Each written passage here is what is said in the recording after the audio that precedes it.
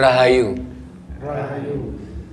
Para pemirsa Raket Prasojo TV yang kami hormati, kita bertemu kembali dalam kegiatan Yayasan Raket Prasojo, Lembaga Pengkajian, Pelestarian dan Pengembangan Budaya Nusantara. Nah, para pemirsa, seringkali di dalam berbagai kegiatan di masyarakat selalu bicara tentang timbal balik. Orang bekerja akan mendapatkan upah, orang berdagang akan mendapatkan keuntungan. Sampai-sampai dalam sebuah keyakinan ini seringkali kita dijejali tentang konsep transaksional, dan dengan Tuhan pun selayaknya seperti dengan saudara sendiri, seperti dengan teman sendiri yang selalu hitung-hitungan transaksional.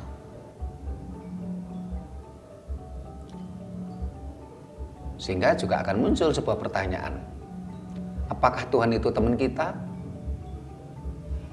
rekanan kerja kita, sehingga layak untuk kita ajak transaksional?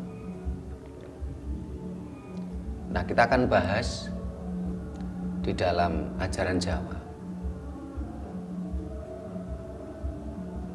Kalau melakukan kebaikan atau keburukan, ini adakah imbalannya? Adakah sesuatu yang akan diterimanya? Nah, ini akan kita bahas ya, saat ini bersama. Di sebelah kiri saya ada Mas Hadi dan Mas Anton. Kalau yang di sebelah kanan ini selama ini selalu menyimak channel YouTube Raket Prasojo TV, dan ternyata rumahnya dekat di sini dan saat ini gabung. Dan kita kasih sambutan khusus ini kepada yang selalu menyimak channel kita. Rahayu, Mas. Rahayu. Ini mohon dikenalkan, ini namanya sampai lupa tadi, selalu panjang ini. Saya namanya Arif Agus Sambodo. Arif Agus Sambodo. Ya. Domisili di Glintung. Di Glintung, Kota Malang. Ya. Kota Malang. Apa motivasinya kok selalu menyimak Raket Prasojo channel ini? Ya, karena sudah jenuh aja sama agama-agama itu. Agama-agama dengan ajaran-ajaran agama yang selalu terkesan itu cuma khayalan aja. Dimana rujukannya itu selalu dari katanya dan katanya. Dari katanya dan katanya. Jari ini. Padahal itu kan belum jadi kenyataan. Kalau menurut Pak Sambodo, bagaimana penilaian Pak Sambodo terhadap channel kita Raket Prasojo TV? Ya bagus ini untuk mencerahkan generasi muda, juga para orang tua yang selama ini hanyut dalam ajaran-ajaran monco. Terima kasih Pak Agus. Nah, terkait dengan tema kita saat ini, apa balasan berbuat baik atau buruk di dalam budaya Jawa? Adakah Pak Sambodo mau menyampaikan sesuatu tentang tema tersebut atau kamu bertanya? Ya, ini Pak, selama ini dalam agama itu kan selalu kalau berbuat baik dapat pahala, berbuat jelek dosa. Nah, itu dalam ajaran Jawa itu sebetulnya ajarannya seperti apa? Untuk biar perbandingan untuk ajaran Jawa itu seperti apa? Terima kasih Pak Sambodo. Mas Hadi, Mas Anton mau disampaikan?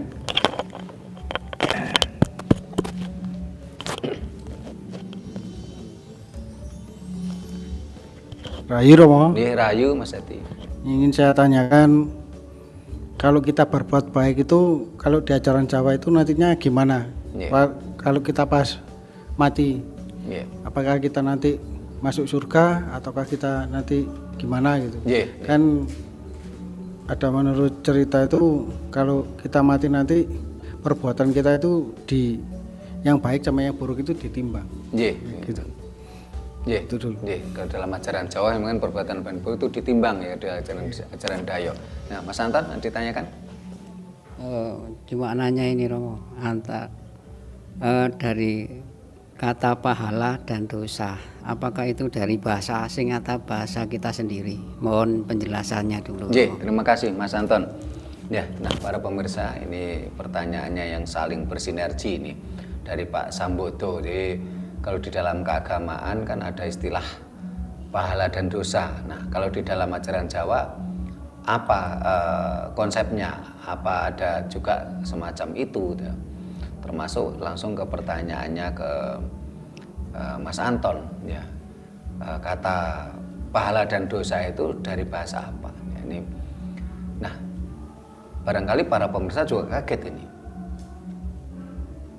karena di dalam istilah keagamaan yang memakai istilah pahala dan dosa itu ternyata di kitab sucinya tidak ada kata pahala dan dosa.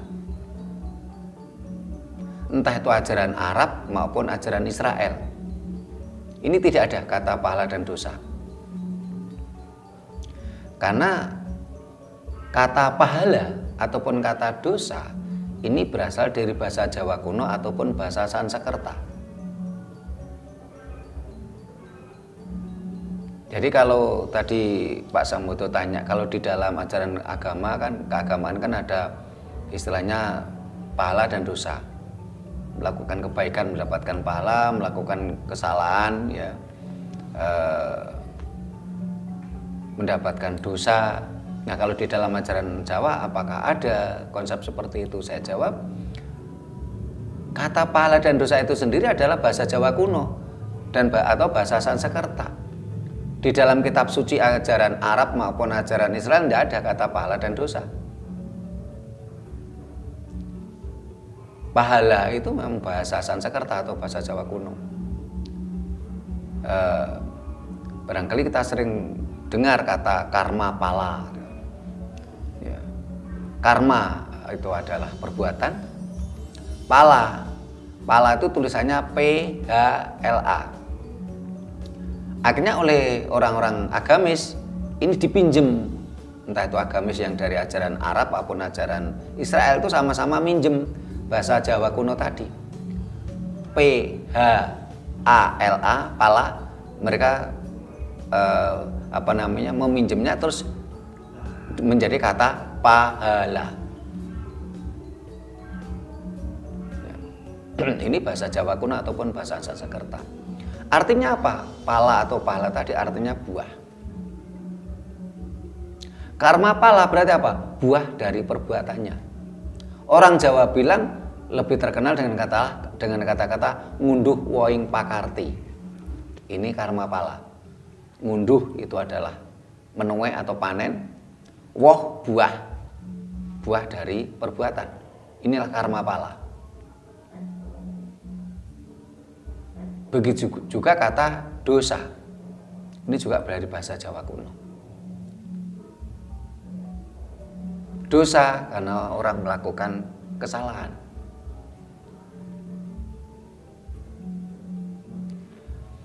Jadi di dalam kitab suci ajaran Arab maupun ajaran Islam tidak ada kata istilah pahala dan dosa. Kalau ajaran Arab yang mengenal istilah pahala dan dosa itu adalah ajaran Arab yang berkembang di daerah kita aja, khususnya di Indonesia ya, daerah Indonesia, Malaysia ya, karena dulu wilayah Nusantara lah. Itu orang-orang agamis yang berbasis ajaran Arab ataupun ajaran Israel mengenal kata pahala dan dosa. Tetapi kalau aslinya di sana ya tidak ada kata pahala dan dosa.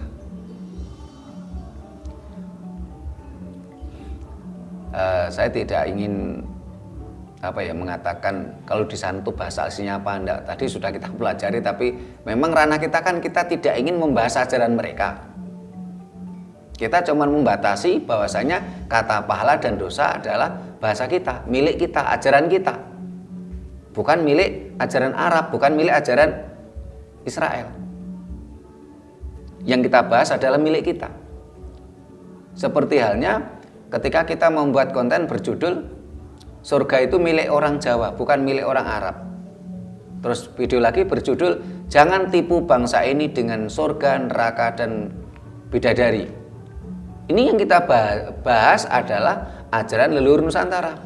Kita tidak mau membahas ajaran Dayo, kita tidak mau membahas ajaran Arab maupun ajaran Israel. Bagi para penganutnya, entah itu penganut ajaran Arab atau ajaran Israel merasa tersinggung, ya mohon maaf, lebih baik Anda disiplin aja pakai istilah ajaran Anda sendiri gitu loh. Jangan pakai istilah ajaran leluhur kami tapi untuk menipu bangsa ini gitu loh. Bangsa ini diiming-imingi surga, diiming-imingi pahala, sementara di dalam ajaran Anda tidak ada kata surga dan pahala, entah itu ajaran Arab maupun ajaran Israel. Anda menakut-nakuti bangsa ini dengan dosa, neraka, sementara di dalam ajaran Arab dan ajaran Israel juga tidak ada kata dosa dan neraka. Anda mengiming-imingi bangsa ini dengan bidadari. Ternyata di dalam ajaran Israel maupun ajaran Arab juga tidak ada bidadari.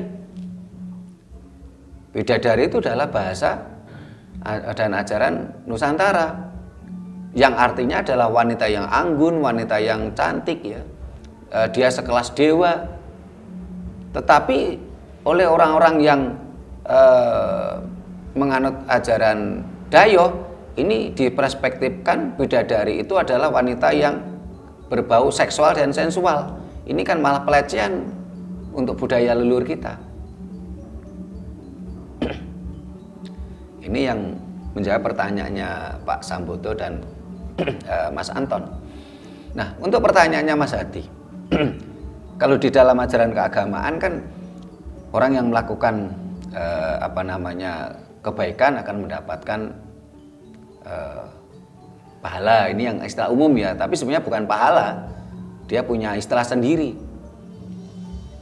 Kalau kita coba kita buka itu ada memakai istilah ajrun, memakai istilah jasa, pakai istilah sowab. Karena pahala sendiri itu bahasa kita, ajaran leluhur kita, ajaran Jawa, ajaran leluhur Nusantara. Terus yang melakukan kesalahan itu akan mendapatkan dosa. Terus nanti dihitung atau ditimbang. Yang banyak baiknya masuk surga ya. Nah, surga sendiri juga milik kita, bukan milik mereka. Mereka punyanya jannah untuk ajaran Arab dan Eden untuk ajaran Israel. Bangsa ini kan ditipu mentah-mentah soal surga. Oh, mereka nggak punya, tapi mengiming-imingi kita tentang surga. Nah, bagaimana kalau di dalam ajaran leluhur kita, ajaran Jawa? Apakah juga ada konsep seperti itu? Ya kita katakan itu konsep, karena secara real belum bisa dibuktikan. Oh, kamu melakukan sembahyang ini nanti dapat pahala sekian. Ini kan baru konsep, realnya kan tidak kelihatan. Tidak ada realnya. Nah, bagaimana di dalam ajaran Jawa? Ajaran Jawa mengajarkan kepada kita adalah ngunduh woing pakarti. Kita akan menuai buah dari pakarti atau perbuatan kita. Karena konsep ajaran Jawa berdasarkan hukum alam. Hukum alam mengajarkan kepada kita tentang sistem tanam. Kalau orang menanam padi, tentunya akan panen padi. Orang menanam pohon kelapa, tentunya akan panen buah kelapa. Tidak mungkin akan tertukar. Orang menanam padi kok nanti panennya kurma, kan tidak mungkin. Tidak akan tertukar. Terus apakah nanti kalau setelah meninggal nanti kalau pahalanya banyak terus dapat surga. Di dalam konsep ajaran Jawa tidak seperti itu.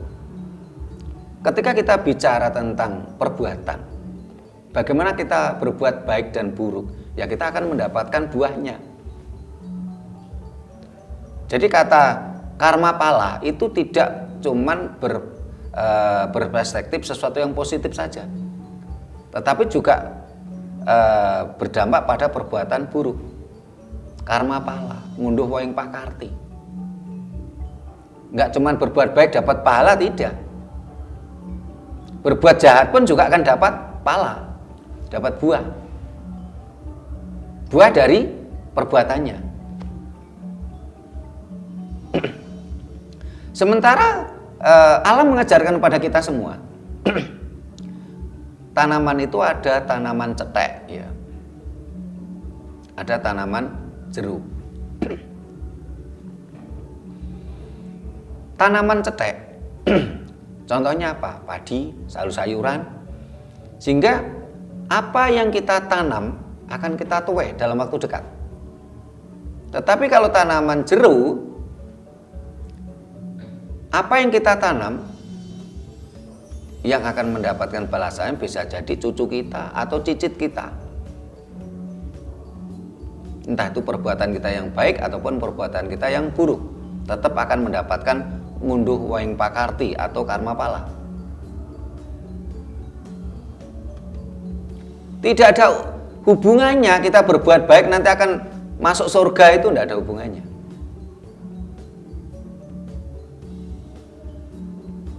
Jadi dalam ajaran Jawa tidak ada hubungannya kita mau berbuat baik itu akan dapat surga.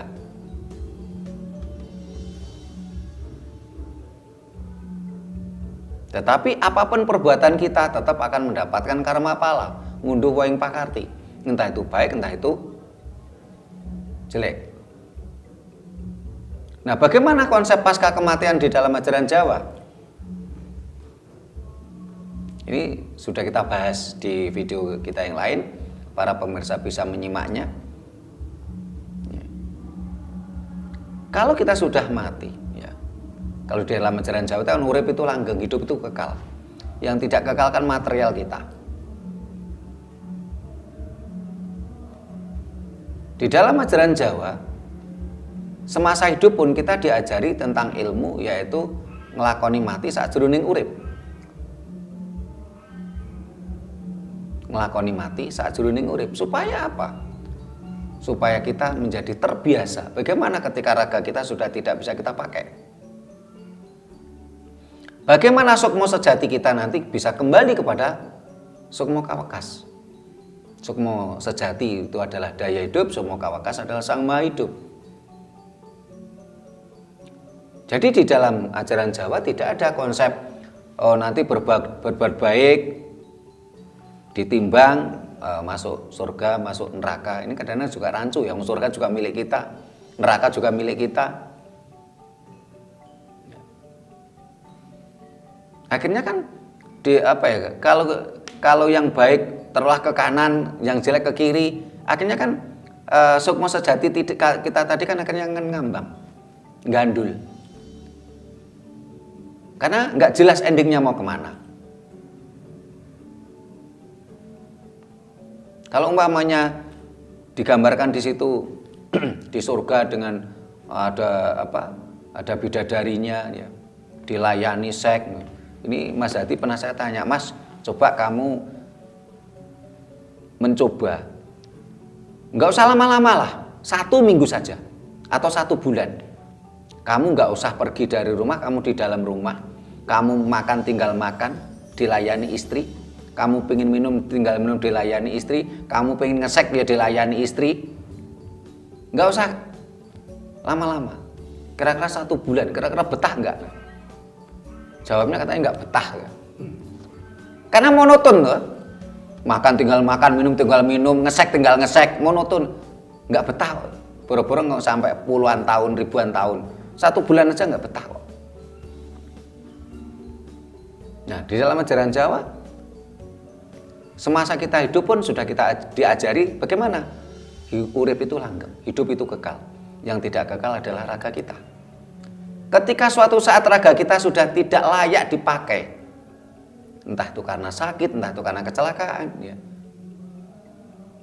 sudah rusak raga kita, sang hidup kita sudah diajari ilmu nglakoni mati saat jroning urip.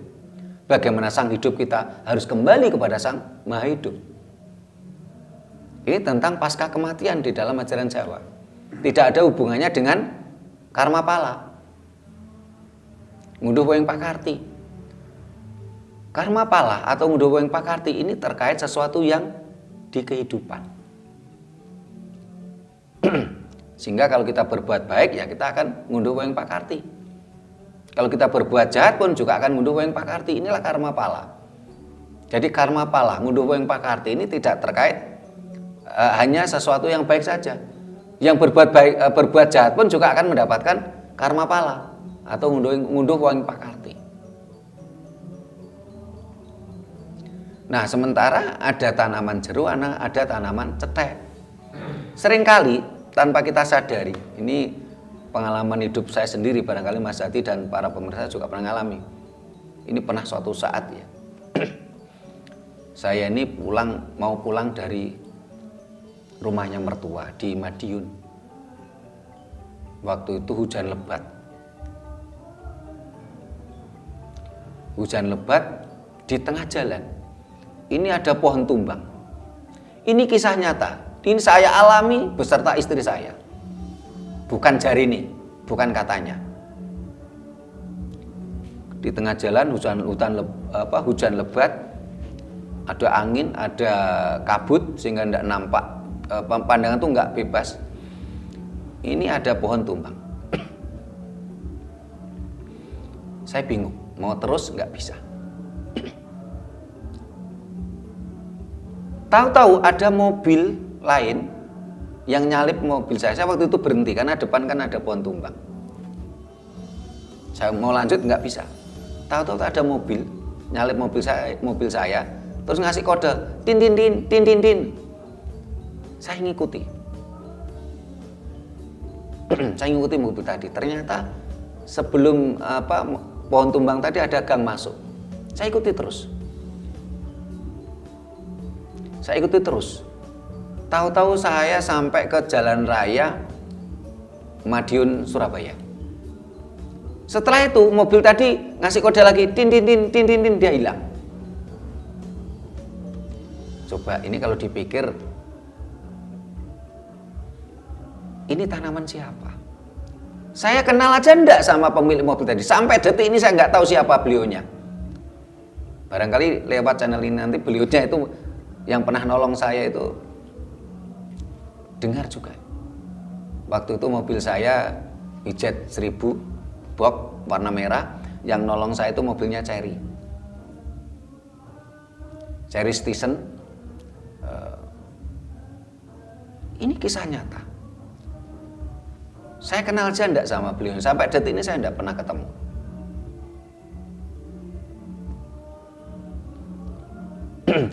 Inilah kalau menurut saya, inilah adalah tanaman jeruk dari leluhur saya. Entah itu leluhur saya, entah itu leluhur istri saya. Sehingga leluhur saya dulu pernah berbuat baik, akhirnya saya yang mendapatkan karma tadi, mendapatkan karma pala tadi, buah tadi. Saya ditolong. Dan ini pernah sering saya dapatkan seperti itu, peristiwa seperti itu. Pernah saya serombongan 9 orang mau naik Gunung Tidar. Saya nggak tahu jalan. Saya waktu itu yang nyopir. Tahu-tahu ada mobil patroli polisi. Dia ngasih kode saya untuk ngikuti mobil patroli polisi tadi. Saya ikuti. Saya tuh sampai terheran-heran. Kok saya ini seperti pejabat gitu. Ada mobil patroli polisi yang ngasih kode saya ngikuti dia. Sampai ke tujuan. Setelah sampai tujuan, mobil polisi, patroli polisi tadi, dia ngasih kode tin tin tin, dada. Sampai detik ini saya nggak tahu siapa beliaunya tadi. Dalam posisi tersesat. Kok dia tahu loh, polisi tadi kok tahu saya mau kemana gitu loh. Padahal komunikasi aja enggak. Ini kan karma pala. Ngunduh yang pakarti. Dan saya yakin ini bukan tanaman saya. Wong kenal aja enggak. Kalau mbaknya mohon maaf. Saya kemarin punya hajat, ditolong Mas Hadi. Ini bisa jadi karma saya, Mas Hadi saya kenal. Mas Hadi sungkan ke saya, akhirnya bantu saya. Loh ini saya kenal aja belum. Peristiwa di Madiun, sampai detik ini saya tidak pernah ketemu. Peristiwa di Gunung Tidar, bapak-bapak polisi itu saya juga nggak pernah ngobrol, nggak pernah kenal. Inilah karma pala, inilah ngunduh yang pakarti. Ada tanduran cetek, ada tanduran jeruk.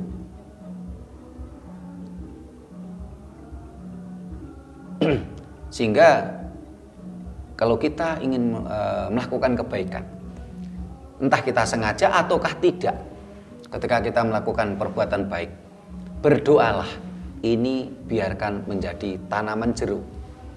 Biarlah anak cucu kita yang menuainya. Tetapi kalau kita sengaja atau tidak sengaja melakukan perbuatan yang tidak baik, menurut norma kemanusiaan, saya tidak bicara norma keagamaan, karena seringkali norma keagamaan itu bertentangan dengan norma kemanusiaan.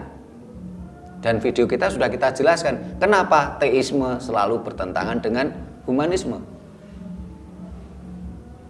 Nah, kalau kita melakukan kesalahan secara norma kemanusiaan, entah kita sengaja atau tidak, kita berdoa, kita meminta kepada Sang Maha Hidup, mudah-mudahan diri kita lah yang menuainya, jangan anak cucu kita. Kenapa demikian? Sekarang kita gambarkan secara realita. Kita menanam 1 biji jagung, otomatis akan tumbuh 1 batang pohon jagung. 1 batang pohon jagung tadi akan berbuah minimal 2 tongkol, minimal. Kadang-kadang bisa lebih. Nah, buat 2 tongkol buah jagung tadi, kalau tidak kita petik, 2 tongkol buah jagung tadi akan jatuh dan akhirnya menjadi sekian ratus tanaman jagung. Sehingga kalau kita berbuat baik, ya biarkan ratusan tanaman jagung tadi nanti yang menanam anak cucu kita. Tapi kalau kita melakukan perbuatan yang tidak baik, biarlah diri kita sendiri yang langsung menuainya. Ya, diterangkan Mas Hadi. Ya, ini yang saya tanyakan lagi mengenai karma pala tadi. Yeah. Nah, kan setiap orang kan ada yang matinya, ada yang mati biasa karena sakit, karena mati biasa menghormati kan ada, terus ada yang mati tertabrak kan ada. Apa itu karmanya orangnya atau memang karmanya dari leluhurnya itu? Memang di dalam ajaran Jawa ada istilah itu mati sampurno, mati kepeksa lan mati dipeksa. Mati sampurno itu dalam makna kita memang sudah selesai tugas-tugas kita dalam kehidupan ini. Kita tidak lagi punya tanggungan anak-anak kita yang masih terlantar, masih kecil. Tugas-tugas kita selesai, ini mati sampurno. Bahkan banyak di antara leluhur kita itu yang dia mau mati itu, dia mau oncat ya, meninggalkan raganya itu pamitan ke keluarganya. Inilah yang disebut dengan mati sampurno. Urip sampurno, mati sampurno. Tapi ada juga istilahnya mati dipeksa. Apa itu mati dipeksa? Dibunuh. Terus ada mati kepeksa. Apa itu? Kecelakaan. Nah, apakah itu termasuk karma? Bisa jadi ya. Ini menjadi penyebab sukmo sejati kita atau daya hidup kita meninggalkan raga kita. Karena pada intinya di dalam ajaran leluhur kita, ajaran Jawa mengajarkan kepada kita semua, kita harus sering-sering belajar ilmu nglakoni mati sakjroning urip. Sehingga sekali waktu, kapan saja raga kita sudah tidak bisa kita pakai, kita sudah siap. Karena raga kita sendiri kan cuman kendaraan. Kendaraan untuk sang aku, sang daya hidup tadi. Nah, ini nanti akan kita bahas tersendiri ya Mas Hadi, dan bagaimana kalau supaya kita ini tidak kemelekatan terhadap raga kita. Apalagi yang matinya mati dipeksa atau mati kepeksa. Ini seringkali kemelekatan karena sebenarnya dia belum siap untuk meninggalkan raganya. Jadi kalau yang itu kan bisa ketayangan. Nggih. Mati kepaksa. Nggih. Ya. Ya banyak hal menjadi di alam antoro atau gentayangan ya. Nah, ini sehingga perlu kita sempurnakan. Di dalam ajaran Jawa ada prosesi bagaimana penyempurnaan sukma, supaya tidak kemelekatan terhadap raganya. Sehingga di dalam ajaran Jawa memang raga itu harus dibesmi ya, atau dibakar. Supaya apa? Satu, sang aku atau sang sukma sejati ini tidak kemelekatan, tidak nunggoni raganya tadi di alam kubur gitu loh. Supaya tidak ada kemelekatan, raganya harus diurai. Yang api kembali ke api, yang tanah kembali ke tanah, yang air kembali ke air, yang udara kembali ke udara. Yeah. Mas, kemelekatan tadi berarti kalau seumpamanya di kuburan itu ada jasad yang masih utuh itu berarti gimana menurut ajaran Jawa? Yeah. Berarti kan belum sempurna ya berarti? Belum sempurna. Walaupun dia sudah mati berapa tahun gitu, Yeah. umpamanya 100 tahun gitu. Ya, sehingga kan ada istilah ditolak bumi gitu. Jadi kalau ada jisim yang utuh itu dalam ajaran Jawa malah kurang bagus. Karena memang raga itu kan harus kembali ke asalnya. Sehingga di dalam ajaran Wahyu Makutharama ya, Makutarama, bagaimana Sang Gunawan Wibisono, seorang raja besar, dia tidak bisa masuk ke surga karena dia belum menyempurnakan 4 saudaranya. 4 saudara ragawi ya, tanah, air, api, dan udara, maupun 4 saudara spiritual, Lodro, Angkara, Soekardo, dan Nimpuno ya, yang dialih bahasakan oleh Ronggo Warsito menjadi Aluamah, Amarah, Supiyah, Mutmainah ya. Ini kan ajaran Jawa sebenarnya. Ada Mas Hadi? Nanti tanya lagi. Mas Anton gantian. Gini loh, apakah ada apabila kita berbuat dosa di dalam sawah, terus kita minta pengampunan kepada Tuhan, apakah itu juga ada konsepnya di dalam Jawa? Terima kasih Mas Anton. Pak Sambodo, ada yang ditambahkan? Saya itu tertarik sama pahala. Pahala, kalau ada ajaran agama yang bilang bacalah ini karena ini mendapat pahala 1000 kali ini kebaikan atau berapapun berlipat-lipat lah. Kalau di Jawa gimana itu? Apakah karmanya juga berlipat-lipat atau gimana Pak? Terima kasih Pak Sambodo. Di dalam ajaran Jawa tidak ada ajaran dengan menghafalkan salah satu doa atau mantra akan mendapatkan pahala. Karena pahala ini adalah dari tadi sekarang karma pala. Karma pala adalah buah dari perbuatan. Di dalam bahasa Jawa yang lain disebut apa? Ngunduh waing pakarti. Walaupun kita melantunkan doa atau mantra 1000 kali pun ya nggak dapat apa-apa. Tetapi kalau Pak Sambodo itu nolong orang, nah itu pasti akan dapat karma pahala. Atau Pak Sambodo mencelakai orang, tetap akan dapat karma pahala. Enggak berlipat-lipat Pak ya, enggak sama. Bisa berlipat-lipat. Seperti yang saya gambarkan tadi. Sebagai contoh, Pak Sambodo menanam 1 biji jagung. Ini gambaran ya jelek, ya ini baik, ya ini ya, ini gambaran ya. 1 biji jagung tadi kan tumbuh menjadi 1 batang pohon jagung. Nah, 1 batang pohon jagung tadi kan akan menghasilkan minimal 2 tongkol jagung. Nah, tadi kan pertama cuma 1 biji, menjadi 2 tongkol. Itu berapa ratus biji jagung itu? Lah ini kalau nggak Pak Sambodo panen, akhirnya kan jatuh, akhirnya menjadi sekian ribu, bisa berlipat-lipat. Tapi ini kan karma pala, buah dari perbuatan, entah itu perbuatan baik, entah itu perbuatan jelek. Ngunduh poing pakarti. Jadi tidak ada hubungannya hanya melantunkan doa atau mantra 1000 kali terus dapat pahala 1000 kali, tidak ada hubungannya.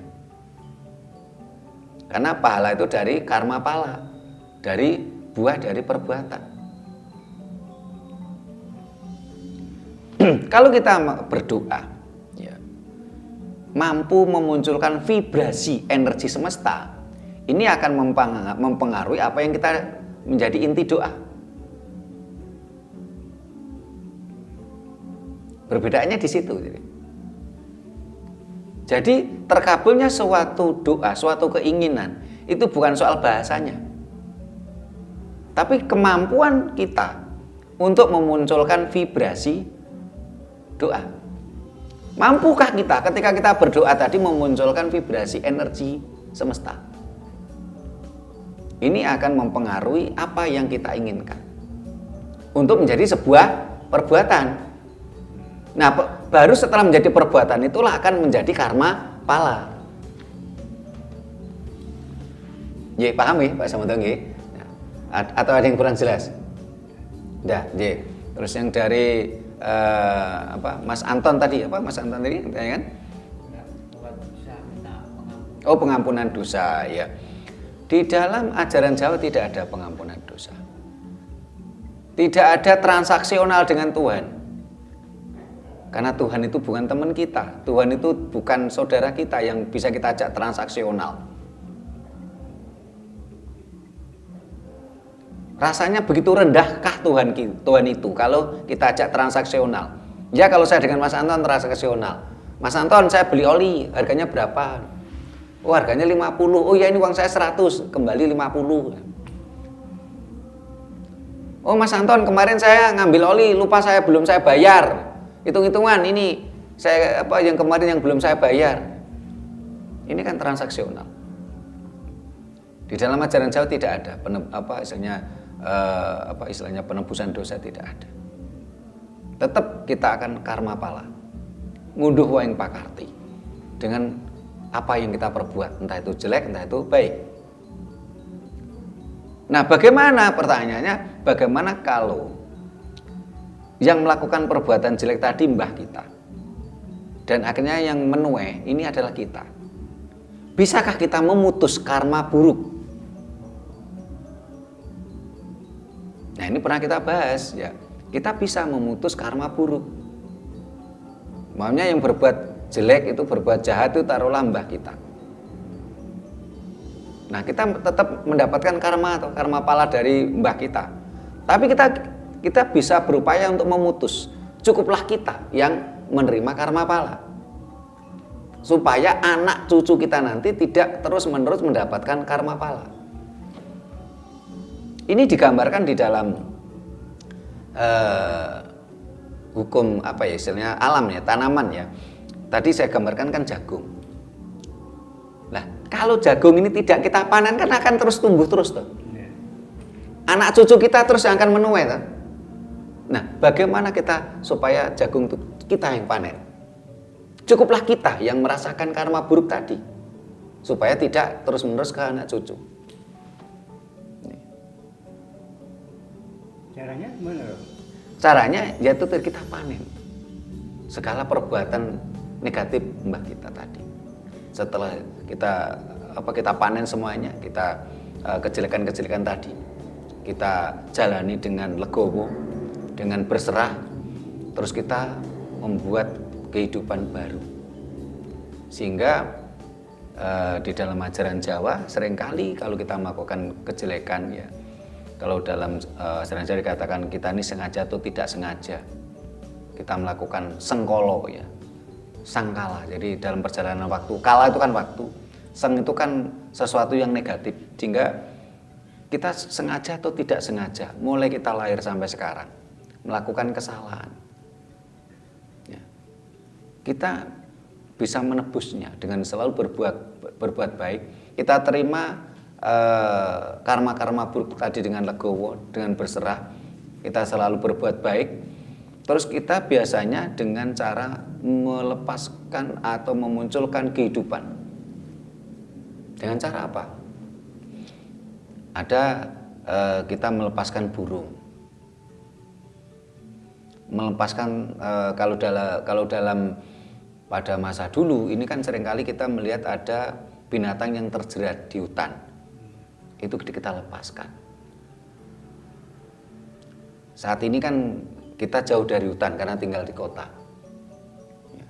Kita bisa melepaskan burung yang sedang terkurung. Kita lepaskan. Untuk keseimbangan alam, untuk membuat kehidupan baru. Kita melepaskan ikan. Terus kita menanam pohon.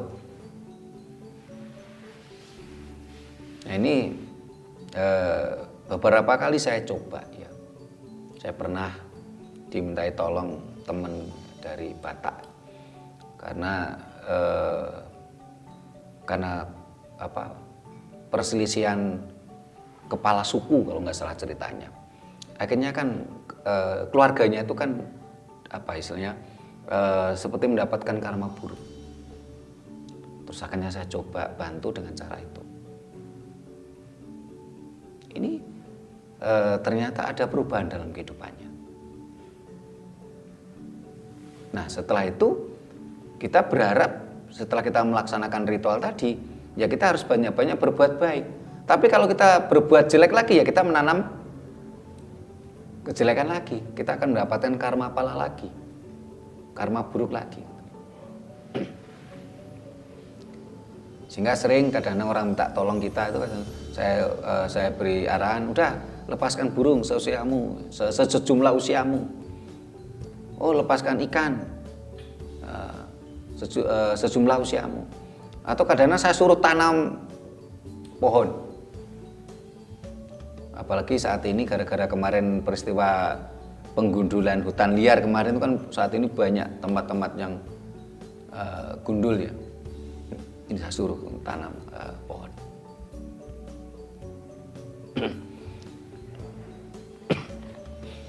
Ini ada lagi yang ditanyakan, Pak Sambodo? Iya. Tapi melenceng. Nah, yes. Melenceng. Tadi kan Ramo bilang miknya. Ramo ngendika nek sukma sejati itu daya hidup. Yeah. Daya hidup, kemudian kalau pikiran sing ngomongi sapa? Yeah. Sing ngomongi arane sing ngomongi niku sinten iki apa daya hidup iku? Yeah. Napa ya apa wonten entitas sanese? Yeah. Ya, yeah. Terima kasih Pak Sambodo. Mas Hadi, Mas Anton. Yeah. Saya tanyakan kalau ada anak lahir cacat, itu apa termasuk kena karma juga? Kan padahal kan ya, anaknya kan belum pernah ngelakuin apa-apa, gitu. Itu yang saya tanyakan. Terima kasih Mas Hadi. Mas Anton, ditanyakan? Ini ada kata-kata siku dendo itu juga mengurangi karma apa gimana itu? Terima kasih Mas Anton, ya, siku dendo. Dan siku dendo itu adalah karma buruk yang berkepanjangan. atau yang mendalam. Siku dendaning dewa, siku dendaning pangeran, itu adalah karma buruk yang cukup mendalam. Ya. Nah, ini juga terkait yang langsung ditanyakan oleh Mas Hadi tadi, bagaimana dengan anak yang lahir cacat? Anak lahir cacat itu ada beberapa kemungkinan. Satu, bisa jadi sang orang tua ketika dia mau memulai melakukan hubungan seks ada yang salah, atau dalam merawat kandungan tadi ada yang salah. Bisa jadi karena memang itulah karma.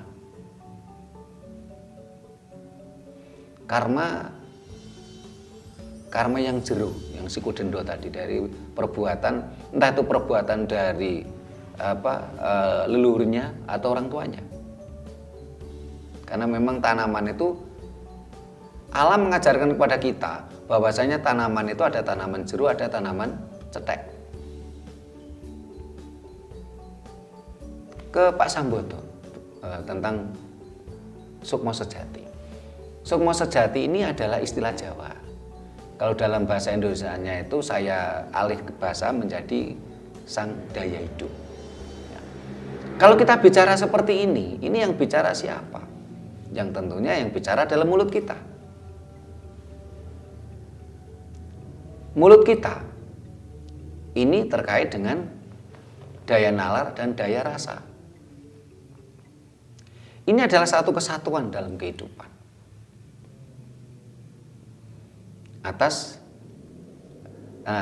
Kalau kita mengalami kesadaran, inilah sang daya hidup yang selalu terkait dengan apa yang kita bicarakan, apa yang kita perbuat.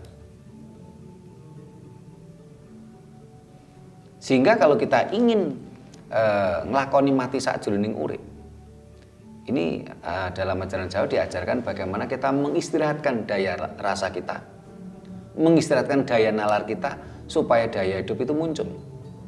Ya. Apa buktinya kalau manusia itu punya daya hidup? Salah satu buktinya begini. Ketika bayi lahir, ini daya nalarnya belum berfungsi normal. Tidak ada ceritanya bayi bisa mikir, itu tidak ada. Bayi lahir tadi daya rasanya juga belum berfungsi normal. Sehingga bayi nangis ini bukan karena dia sedih, tapi karena dia lapar. Itu adalah kebutuhan hidup. Bayi tertawa bukan karena dia dia merasa ada yang lucu di sekitarnya, tapi karena kebutuhan hidupnya tercukupi. Dia merasa hangat di dalam pelukan ibunya, dia merasa kenyang, ya kebutuhan tercukupi. Dia menangis karena lapar. Daya rasanya belum bekerja maksimal. Bukan tidak bekerja loh ya, sudah bekerja tapi belum maksimal. Daya rasa terus daya nalarnya. Daya hidupnya itu kuat bayi itu, sehingga apa yang terjadi? Banyak cerita, ada bayi di dalam rumah, di dalam kamar, ya. Sementara di luar pekarangan tadi ada orang jahat, bayi itu tadi dia menangis. Yang tahu siapa? Adalah daya hidupnya, matanya terpejam. Ya. Begitu juga dengan kasus banyak kecelakaan, termasuk kemarin kecelakaannya artis di jalan tol kemarin itu. Ibunya meninggal, bapaknya meninggal. Bayi ini terlempar, loh kok masih hidup? Kenapa? Karena yang menjaga adalah daya hidupnya. Sementara daya rasa dan daya nalarnya belum berfungsi normal. Tetapi beriring berjalannya waktu, ya, daya nalarnya mulai berfungsi baik, daya rasa berfungsi baik, akhirnya daya hidup ini menjadi masuk ke dalam, berkurang. Nah, ini yang oleh ajaran Jawa, bagaimana daya hidup ini tadi muncul kembali dengan cara mengistirahatkan daya nalar dan daya rasa. Belajar suwung, baik belajar hening. supaya daya hidup itu muncul, mampu berkomunikasi dengan Sang Maha Hidup. Sehingga nanti suatu saat raga ini tidak lagi bisa dipakai, ya ini kembali ke Sang Maha Hidup. Jadi nggak bingung mau kemana-kemana, itu nggak bingung. Di dalam ajaran Jawa nggak perlu kebingungan, oh, kalau mati nanti kemana? Ya nggak kemana-mana, kembali ke daya hidup. Bukan nggak jadi demite kuburan karena kemelekatan pada raganya.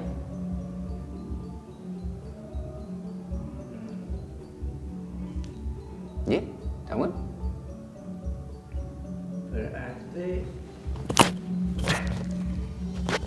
berarti yang saat ajal ini ingatan yang terakhir itu mempengaruhi bisa kembali atau enggaknya itu namanya? yeah. Bisa daya hidupnya bisa kembali ke asal atau masih? Ya, jadi kalau dalam kehidupan terakhir itu sebenarnya memberikan contoh kepada kita. Coba Pak Sambodo sekarang usia berapa? Mic-nya pakai 56. 56. Coba Pak Sambodo ingat-ingat sepanjang hidupnya 56 tahun ketika ada orang meninggal. Orang yang menjelang meninggal tadi tidak akan cerita kalau dia ditemui oleh entitas lain. Entah itu malaikat, jin, setan, tidak akan. Dia akan cerita dia dipanggil oleh mbahnya, dipanggil oleh ibunya. Oh iya. Yeah. Nah, ini fakta loh ya. Nggak ada yang cerita orang mau meninggal cerita dia ditemui entitas lain, entah itu namanya malaikat atau jin atau setan. Dia pasti cerita mbahmu, yutmu, ya. Atau ditemoni istrinya yang udah meninggal. Ya. Ini menandakan apa? Kita akan kembali kepada asal kita.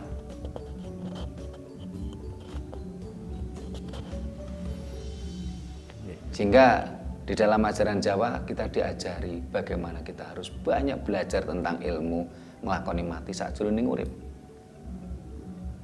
Kita menjalani mati dalam kehidupan. Udah paham Pak Sambodo?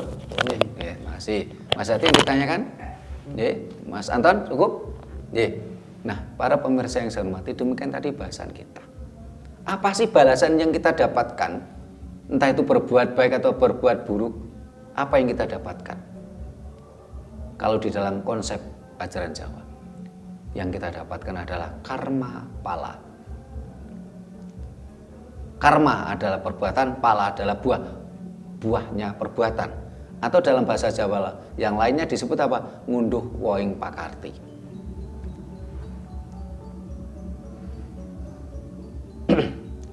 Ingat, ternyata kata pala, kata pahala, kata dosa, ini adalah ajaran leluhur kita, ajaran Nusantara. Tidak terdapat di dalam kitab sucinya ajaran Arab maupun ajaran Israel. Karena itu, mari kita kembali ke ajaran leluhur Nusantara. Jangan kita terhipnotis akan janji-janji fata morgana. Dan ternyata yang dibuat janji tadi juga tetap milik leluhur kita. Bukan milik orang lain.